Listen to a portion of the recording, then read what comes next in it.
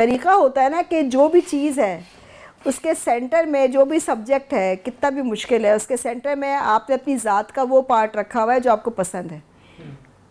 ठीक है, किसी को मूवीज़ अच्छी लगती हैं तो वो मूवी जो आपको आपकी फेवरेट मूवी है या आपका फेवरेट सॉन्ग है, आपने वो सेंटर में रख दिया। जिस तरह से आपके ब्रेन में उसकी पिक्चर बनती है उसके तहत आपने किया। तो ये चीज़ होती है कंसिस्टेंसी एंड टाइम मैनेजमेंट।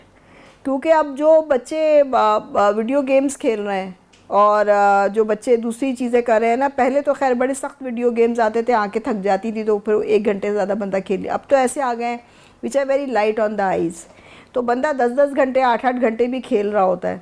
तो ज़ाहिर है वो फिर अपनी जो पढ़ाई, जिसको आप पढ़ाई कहते हैं, उसमें वो काम नहीं करेगा वो चीज़, अनलेस कि उसके बीच में फॉर एग्जांपल बच्चा जो है उसने अपनी जो उसका फेवरेट वीडियो गेम है उसका फेवरेट कैरेक्टर उसने बीच में डाल दिया। अब उस फेवरेट कैरेक्टर के साथ जो जो उसके सीन्स उसको अच्छे लगते थे उसने वो जो है प्रिंसिपल्स लिख दिए, यानी वो जो जो पढ़ता जा रहा है। But it has to be done daily by the student himself. किसी और, कोई और नहीं, टीचर उसको माइंड मैप नहीं बना के दे सकता। तो हम पूरे इस तरह से घोल के पिला देते थे ये अपने LLB के सब्जेक्ट्स की जो किताबें थी, कि उसमें बड़ा मुश्किल होता है लॉ की किताब पढ़ना ना, बंदा गर्क हो जाता है कि शुरू कहीं से होता है और उसकी दरमियान कहीं और होती है और एंड उसका किसी और जगह जा रहा होता है। ठीक है, एंड देन फिर ना वो जो फिर सबसे इसी तरह माइंड मैप की तरह ना आप इंडेक्स बना सकते हैं। अपने बच्चों को ये बात सिखाएं और ख़ुद भी प्रैक्टिस करें कि इंडेक्स भी ऐसे ही बनाएं। कभी कभार ये होता है कि जब आपने अपना सवाल का जवाब दिया तो सवाल का जवाब आपको आता है पूरा, लेकिन आपकी टाइम मैनेजमेंट ठीक नहीं है। तो क्या होता है कि वो आपको जवाब आने के बावजूद आप पूरा जवाब नहीं लिख पाते।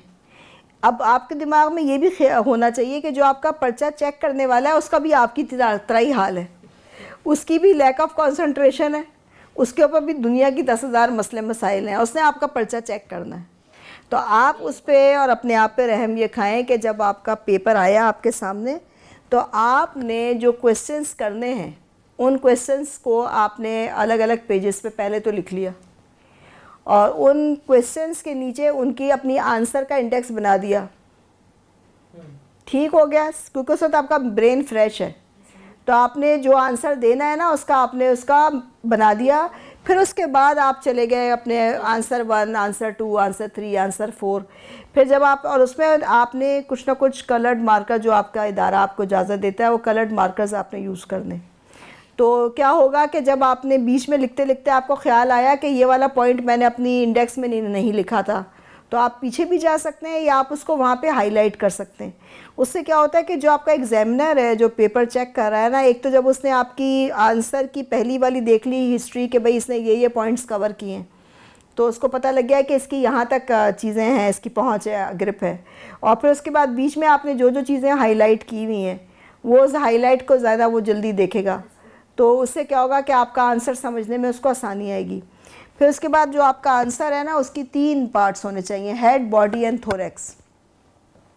हेड तो जो है जो उसमें इंडेक्स आ गया कि आपका जो यानी माजी, और फिर बॉडी जो है वो बीच का पोर्शन है कि अभी क्या हो रहा है। थोरैक्स फ्यूचर की क्या सिचुएशन है, व्हाट इज़ द फ्यूचर,